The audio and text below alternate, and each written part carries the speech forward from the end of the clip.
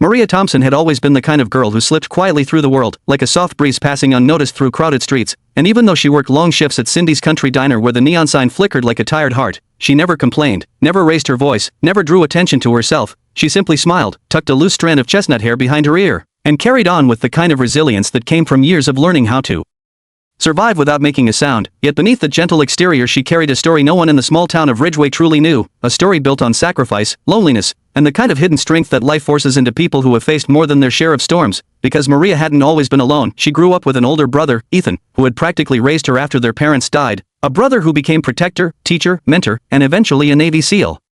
Though the town only knew he served in the military because Maria never bragged about him the way most people would, believing his work spoke for itself and his safety mattered more than attention, and though Ethan wasn't home much, deployed more times than she could count, she felt his presence in every disciplined motion she made, every careful choice, every time she bit her tongue instead of fighting back, because he had once told her, "Strength isn't always loud, kiddo, sometimes it's what you hold back," and she had lived by that, even though lately the world seemed determined to test her patience in ways that scraped at her soul, especially with the recent arrival of 3 local troublemakers, Ryder Cole, Mason Briggs, and Dylan Hart, boys who strutted around Ridgeway like they owned every street, every sidewalk, every business, bullying anyone too timid to stand up to them, and unfortunately, Maria's soft-spoken nature made her the easiest target in their eyes. But the diner was her safe place, or at least it used to be, the place where she lost herself in the rhythm of clinking plates, coffee pouring into chipped white mugs, the hum of the dusty jukebox in the corner, and the laughter of passing truckers who liked to sit at table 6 and tell stories that made her smile. But things had changed ever since the 3 boys discovered they liked stopping by late at night, just before closing, when the diner was nearly empty and the manager, a tired woman named Patty,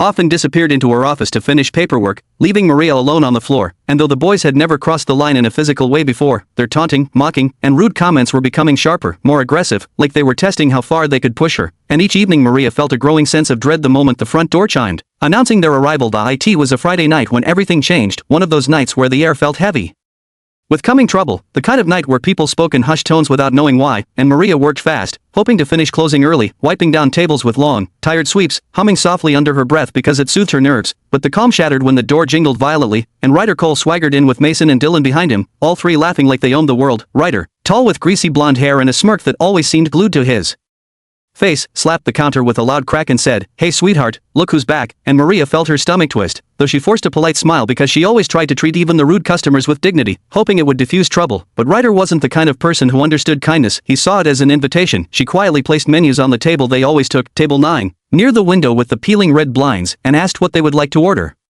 But the boys didn't answer immediately. Instead, Ryder leaned back in his booth, stretching his arms across the worn vinyl seat, and looked her up and down like she was some sort of entertainment, and Mason snickered while Dylan drummed his fingers against the tabletop, creating an annoying rhythm that sounded like a countdown to something bad. Maria swallowed hard but remained calm, asking again in the soft, steady tone she had mastered. And that's when Ryder grabbed her wrist, not painfully, just enough to make her freeze, and said, "Relax, sweetheart. We'll tell you when we feel like it." And though his grip wasn't as strong as her brother's training had taught her to fear, it still made her heart pound fast, a fear not of him physically, but of what he represented, cruelty without consequences. She pulled her wrist back gently and told them she would check on other tables while they decided. But Ryder slapped the table hard and said, "No, you stay," and something in his voice, sharp, entitled, simmering with the thrill of control, made her pause, and that hesitation emboldened him further. Mason and Dylan exchanged wicked grins, and Maria realized for the first time that the boys hadn't come for food at all. They had come to amuse themselves, to torment her, to make a game out of her quiet nature. She tried to deflect the tension by offering them water and reaching for the empty glasses on the counter, but Ryder snatched one from her hand, lifted it high as if inspecting it,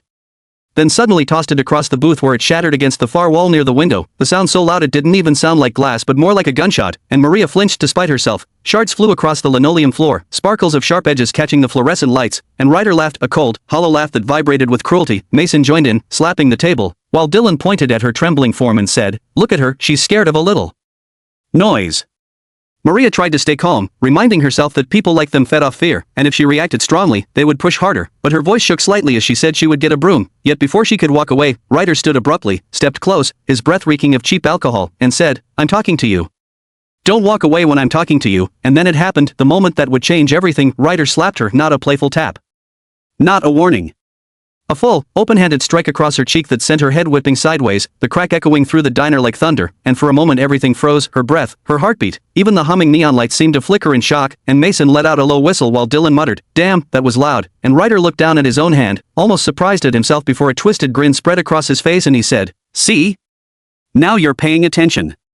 Maria staggered slightly, eyes wide, cheek burning with heat, but she didn't cry, not because she was unhurt or unafraid, but because she remembered something Ethan told her when she was 12, after she'd been bullied at school. Crying gives them a win. But standing back up? That scares them.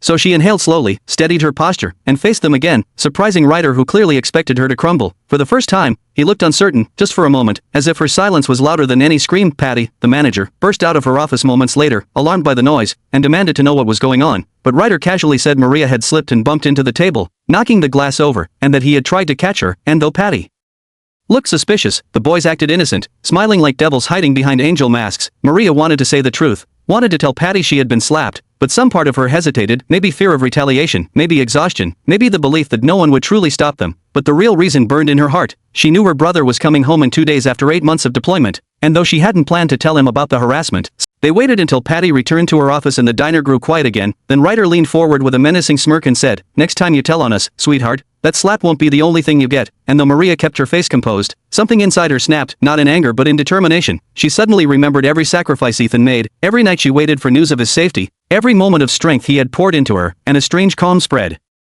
through her chest as Ryder and the others finally left, kicking the broken glass across the floor with careless steps. That night, long after the diner closed and Maria sat alone on her small apartment bed pressing an ice pack to her swollen cheek, she whispered to herself, "Ethan's coming home," as if reminding her heart that she wasn't alone in this world. And though tears finally slid down her cheeks, quiet, restrained, almost ashamed, she wiped them away quickly, because she didn't want her brother to see her broken. She wanted him to see her brave, strong, resilient. But deep down she knew Ethan didn't need her to pretend. He could always tell when someone hurt her, and when Ethan found out, the boys who slapped her would regret ever stepping foot in Cindy's country diner. And somewhere across the ocean, thousands of miles from home, Ethan Thompson stood on the deck of a naval carrier as it cut through dark waters, unaware of what had happened but feeling an unease settle in his gut, the kind he only felt when Maria was in trouble, and he stared at the horizon with narrowed eyes, whispering, "Hang on, kiddo. I'm coming." In the morning Ethan Thompson returned home. Ridgeway felt strangely quiet, as if the town itself sensed the shift in the air, the arrival of a man forged in battles far beyond the peaceful borders of their small community, a man whose eyes carried shadows of deserts, oceans, and darkness most people could never imagine, yet whose heart softened instantly at the thought of seeing his little sister. He stepped off the bus, duffel bag slung over one shoulder, posture straight despite the heavy fatigue of deployment, and inhaled deeply, letting the familiar scent of pine and asphalt settle into him like a forgotten memory returning home. And even though he had spent years mastering emotional control as a Navy SEAL, the thought of surprising Maria almost cracked that composure, because she was the reason he fought, the reason he endured, the reason he lived. But the moment he caught sight of her car parked outside their small apartment building, he felt a sudden heaviness in his chest, not joy, not excitement, but a sharp, gut-level instinct that something wasn't right, the same instinct that saved his life on countless missions, the same instinct commanders trusted more than maps or intel. So instead of knocking, he used the spare key she always left taped under the mailbox and stepped inside quietly, eyes sweeping the room with the trained alertness of a warrior who could read danger hidden beneath the stillness of air. He found her sitting at the small kitchen table, hands wrapped around a steaming mug of coffee that had long gone cold, her gaze fixed on some distant point, shoulders hunched in a way that screamed exhaustion, and for a moment he just watched her, noticing things any stranger might overlook, the faint discoloration on her cheek beneath a layer of makeup, the slight wince when she shifted, the way she tried to smile when she finally noticed him, a smile that didn't quite reach her eyes. And Ethan felt something inside him harden, a quiet fury. A cold storm that had no place on a battlefield because it belonged only to those who hurt the people he loved. "Kiddo," he said softly, and Maria immediately stood, rushing into his arms with a trembling breath that betrayed her carefully built calm. He held her tightly, one hand cupping the back of her head, the other wrapping around her shoulders, and even though she didn't say a single word, he already knew someone had hurt her. She tried to brush it off when he asked, giving vague excuses about long shifts and clumsy accidents, but Ethan wasn't a fool. He tilted her chin gently and said, "Who hit you?" in a tone so controlled, so dangerously quiet, that Maria felt her defenses crumble instantly, tears gathering at the corners of her eyes as she whispered the truth about the late-night harassment, about the bullying, about Ryder, Mason, and Dylan, and the slap that still echoed in her memory. And the moment she said the name Ryder, Ethan felt every muscle in his body tense, his jaw clenching so tightly he thought his teeth might crack. But he didn't explode or shout. Real anger, the kind that comes from love, often arrives cold. He listened until she finished, brushing away her tears with the tenderness of an older brother who had spent years fearing he might never make it home to see her again. And once her sobs quieted, he kissed her forehead and said, "You don't ever hide this from me again," not as a scolding, but as a promise. And then he stood, grabbed his jacket, and headed for the door with a calmness that frightened Maria far more than any outburst could. She grabbed his arm, pleading with him not to make things worse, begging him to let it go. But Ethan placed his hand over hers and said, "I'm not going to hurt them, unless they try to hurt you again. I just want them to understand something." And though he stayed true to his word for now, Maria knew that once Ethan Thompson decided to confront someone, the outcome would never be simple. Ethan didn't go to the diner immediately. Instead, he spent the afternoon walking through Ridgeway, observing the town like it was an operational zone, analyzing exits, blind spots, and potential gathering places for troublemakers. He asked a few friendly locals subtly about Ryder and his friends, gathering information without revealing his intentions.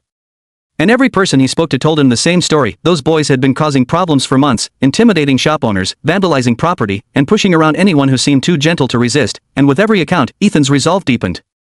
When evening came and the sky shifted to a dusky orange, he finally walked toward Cindy's country diner, boots striking the pavement with a steady, deliberate rhythm, the walk of a man who was no longer simply a brother but a storm approaching its target. Maria was already at her shift, trying her best to pretend everything was normal, forcing smiles for customers while her heart pounded at the thought of the inevitable collision between her violent past night and her brother's return. But when she saw Ethan through the window, broad shoulders, rigid posture, jaw set with terrifying calm, her breath caught in her throat. Patty, the manager, waved at him cheerfully, unaware of the silent war brewing beneath the surface, and Ethan gave a polite nod before walking inside, immediately scanning the room with the instinctive awareness of someone who never let his guard down. He chose a booth near the corner, not because he needed to eat, but because it gave him the perfect vantage point over the entire diner, and Maria approached him nervously, whispering pleas for him not to react if the boys showed up, but Ethan simply said, "Sit. Breathe. Let me handle this." Half an hour later, as if summoned by fate or arrogance, the diner Ryder tried to brush off the discomfort, nudging Mason and whispering something under his breath, but Ethan rose slowly, one hand resting casually on the table, the other brushing invisible dust from his sleeve as he stepped toward them with calm, measured footsteps that echoed through the diner like distant thunder. Every customer turned to look, sensing the crackling tension in the air, and even Patty peeked from her office doorway with wide eyes. When Ethan reached the boys' booth, he didn't threaten them, didn't yell, he simply said, "Which one of you put your hands on my sister?" in a tone so steady, so eerily controlled, that Ryder felt goosebumps ripple across his arms. Mason swallowed hard. Dylan looked away. Ryder forced a scoff, trying to reclaim his dominance, saying, "Your sister? Oh, the waitress? She's just..." But before he could finish that sentence, Ethan leaned in slightly, eyes locking with his in a way that stripped every layer of bravado from him. He didn't touch Ryder, he didn't need to. "If you ever come near her again," Ethan said quietly, "you won't have hands left to put on anything." And the way he said it, slow, deliberate, deadly, made Ryder believe every single word. But Ryder, driven by pride and the need to look tough in front of his friends, shoved his chair back and stood up, puffing his chest as he said, "You think you can scare us? This is Ridgeway, not your little war zone." The words had barely left his mouth before Ethan's expression shifted, not anger, not irritation, but disappointment, like a teacher watching a foolish student ignore the simplest lesson. Then, in a blur of motion too fast for anyone to track, Ethan grabbed Ryder's wrist, twisted it behind his back, and pinned him to the table in one fluid movement, using only enough pressure to make him gasp in pain without causing serious injury. Mason tried to intervene, but Ethan shot him a single look, a silent, icy warning that froze him mid-step. "Listen carefully," Ethan said, leaning closer to Ryder's ear so only he and his friends could hear. "My sister works hard. She hurts no one. And you thought you could use her pain for entertainment. That ends today."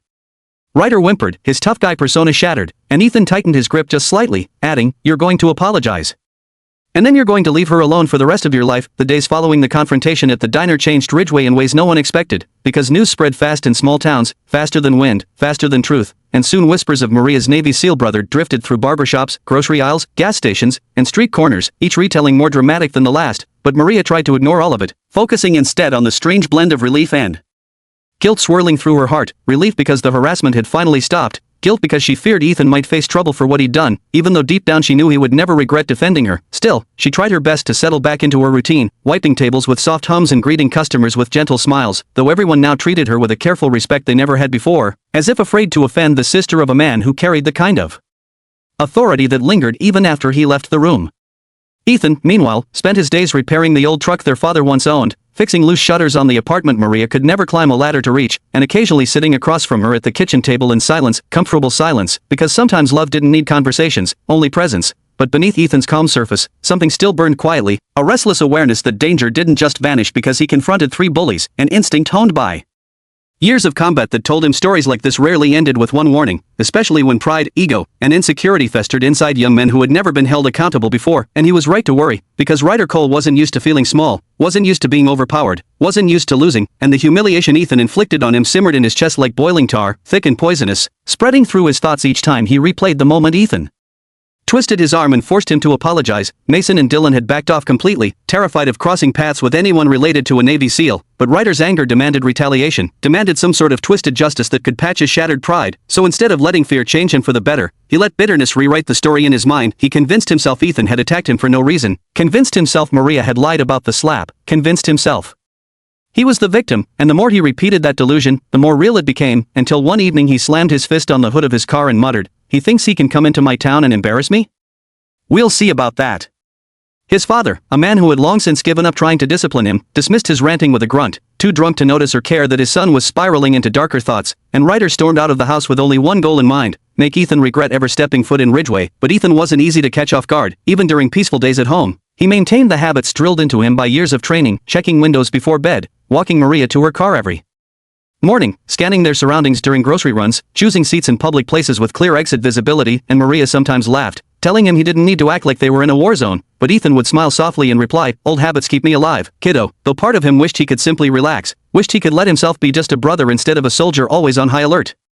Yet something in the atmosphere felt heavier as days passed, something like storm clouds gathering just out of sight, and even Maria noticed how often Ethan paused mid-sentence to listen for distant noises, or how his eyes darted toward the window whenever a car slowed near their building, and though she tried to assure him everything was fine, a tight knot of unease began forming in her stomach as well.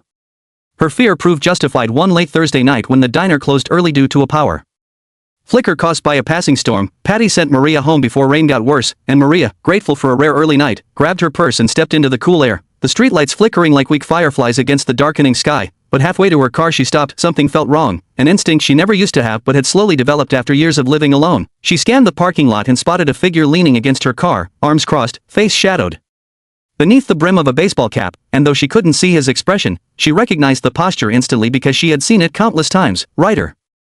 Her heart lurched painfully, but she forced herself to stay composed, reminding herself that Ethan had made it clear she wouldn't be touched again. Ryder stepped forward slowly, hands raised to show he wasn't holding anything, yet the gesture felt mocking rather than reassuring, and he said, "Relax, Maria. I just want to talk." But the bitterness in his tone made her step back instinctively. He moved closer, accusing her of exaggerating the incident to her brother, accusing her of ruining his life, insisting he never meant to hurt her even though the bruise on her cheek still ached beneath makeup. Maria swallowed fear and replied softly, "Ryder, just leave it alone. Please," but he shook his head sharply, fury flashing in his eyes as he said, "No, I'm done being pushed around." He didn't touch her this time, but he blocked her path, looming too close, forcing her to shrink back until her spine pressed against the cold brick wall of the diner, and the rain began to fall in thin, misty sheets, making everything feel colder, more dangerous. Maria's breath trembled as she slipped her hand into her pocket where her phone rested, and she managed to whisper, "Ethan's coming," before Ryder scoffed and stepped even closer, saying, "I'm not scared of your brother," though his voice betrayed a faint tremor. Maria pressed the emergency call button, not even sure she had done it correctly, but seconds later she heard the sound she'd hoped for, the roar of Ethan's truck speeding into the parking lot, headlights slicing through rain and darkness like sharp blades. Ryder stepped back but didn't run, determined to prove he wasn't afraid, but the moment Ethan jumped out of the truck, the atmosphere shifted violently. He didn't need weapons. He didn't need words. His presence alone was enough to make the world fall silent.